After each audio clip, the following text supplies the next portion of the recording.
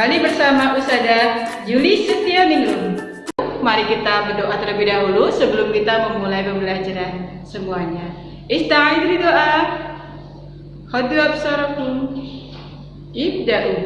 Bismillahirrahmanirrahim. Tetap jangan lupa protokol kesehatannya. Cuci tangan dengan sabun, kemudian gunakan masker kalian ketika bepergian, dan yang ketiga adalah tetap di rumah. Oke, hari ini kita akan membahas tentang perkembangan teknologi, kemudian produksi, perkembangan komunikasi, dan juga perkembangan transportasi. Ya, Ustazah punya satu games yang sangat bagus sekali, yang sangat menarik. Nah, kalian bisa menonton pembelajaran sebelumnya dengan games ini. Kalian bisa akses games ini, yaitu game quizzes. Ya, hari ini kita akan baca tentang komunikasi. Nah, apa itu sih komunikasi? Kita satu persatu ya.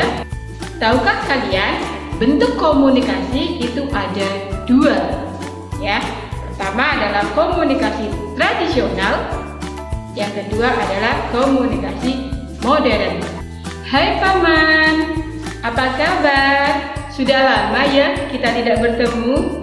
Melalui surat ini, aku ingin memberitahu bahwa pada tanggal 17 Agustus, aku ingin pulang ke Indonesia.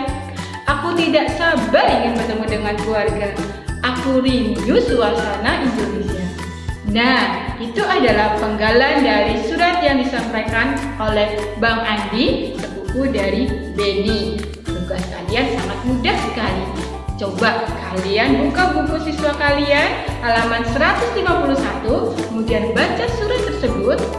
Jika sudah selesai, kamu coba diskusikan bersama ustadz-ustadzmu, sama teman-temanmu di dalam Google Meet untuk menentukan manfaat dari teknologi. Alhamdulillah ya, kalian sudah bisa menemukan tentang manfaat dari perkembangan teknologi komunikasi. Nah, kalau kita perhatikan, apa yang kalian baca tadi adalah surat. Surat tersebut adalah sebuah bacaan yang terdiri atas beberapa paragraf. Nah, dari surat tersebut pasti dong menyimpan informasi, menyimpan pesan. Nah, pesan ini bisa dikatakan sebagai pokok informasi. Pokok informasi adalah permasalahan utama yang terdapat dalam sebuah bacaan. Dan pokok informasi bisa juga disebut sebagai ide pokok. Oke, mari kita belajar tentang ide pokok.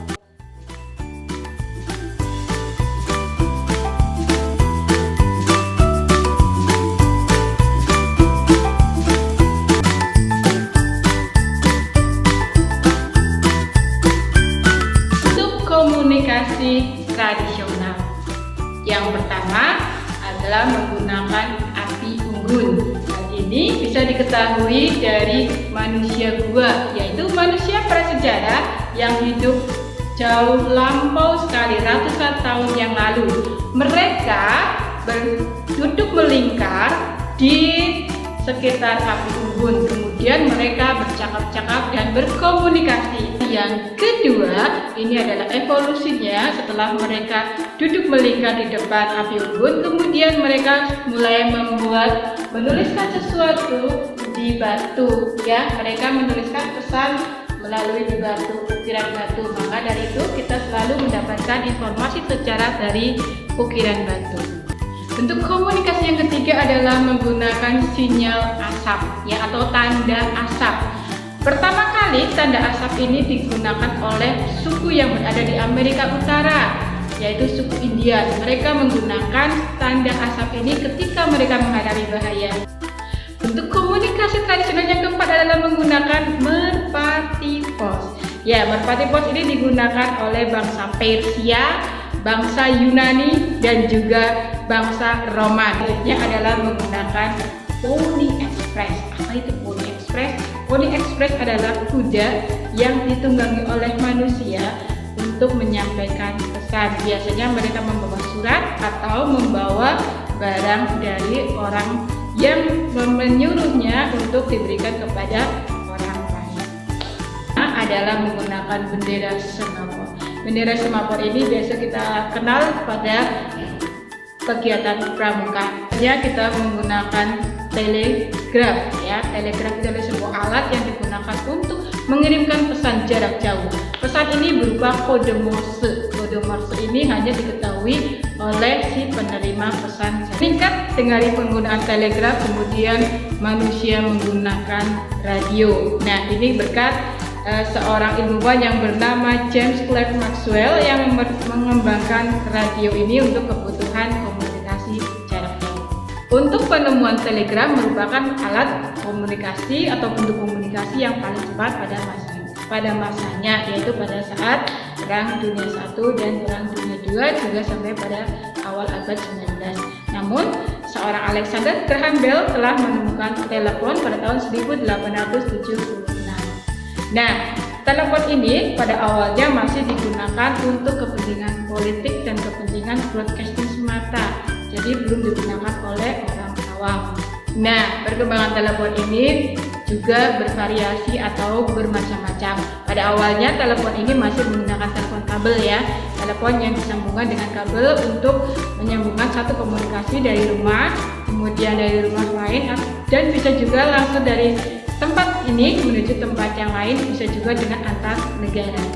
Perkembangan selanjutnya tadi sudah menggunakan telepon yang kabel, perkembangannya adalah menggunakan telepon wireless atau telepon tanpa kabel. Ini yang merupakan perkembangan terbaru dari bentuk komunikasi sekarang ini yang kita pakai sekarang ini. Kita menggunakan handphone ya, itu merupakan bentuk komunikasi tanpa kabel atau nirkabel.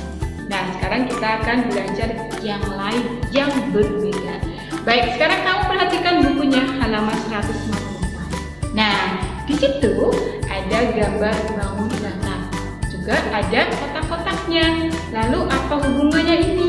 Ya, pada bagian gambar tersebut kita diminta untuk menghitung keliling dari bangun tersebut. Caranya bagaimana? Caranya sangat mudah sekali. Pertama, kamu tandai terlebih dahulu di bagian pinggir dari kotak-kotak ya. Kamu tandai dulu di bagian pinggirnya dengan garis atau dengan pita. Kemudian kamu hitung. Kamu jalankan dari satu kotak menuju kotak yang selanjutnya sambil menghitung berapa jumlah kotaknya. Nah, jumlah kotak itu adalah keliling dari bangun tersebut. Mudah bukan?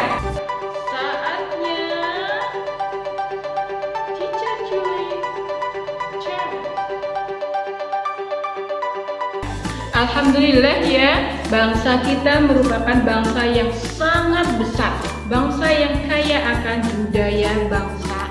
Nah, budaya bangsa ini berasal dari suku-suku bangsa yang mendiami dari pulau-pulau yang ada di Indonesia. Tahukah kalian berapa jumlah pulau yang di Indonesia? Kurang lebih ada 17.000 pulau. Nah, dari 17.000 pulau tersebut didiami oleh berbagai macam suku bangsa. Nah, dari suku bangsa tersebut menghasilkan budaya yang berbeda-beda. Bagaimana sikap kita terhadap budaya yang berbeda-beda? Karena budaya yang berbeda-beda itu menjadi sebuah keniscayaan di negara kita. Maka ingat semua yang kita ya, Bhinneka Tunggal Ika. Anak-anakku yang soleh-soleha, untuk penilaiannya kalian buka ya di tugas kelas. Di sana sudah Ustazah sematkan link soalnya, link Google Form-nya, dan juga Ustazah juga sudah menyematkan video pembelajaran supaya kalian bisa belajar lebih dahulu sebelum mengerjakan penilaiannya. Demikian pembelajaran hari ini. Semoga bermanfaat bagi kita semua. Dan mohon maaf atas kesalahan baik tutur kata yang tidak sengaja maupun yang sengaja disampaikan oleh Ustazah. Sudah mohon maaf yang sebenarnya, dan barakallahu fikum. Assalamualaikum warahmatullahi wabarakatuh.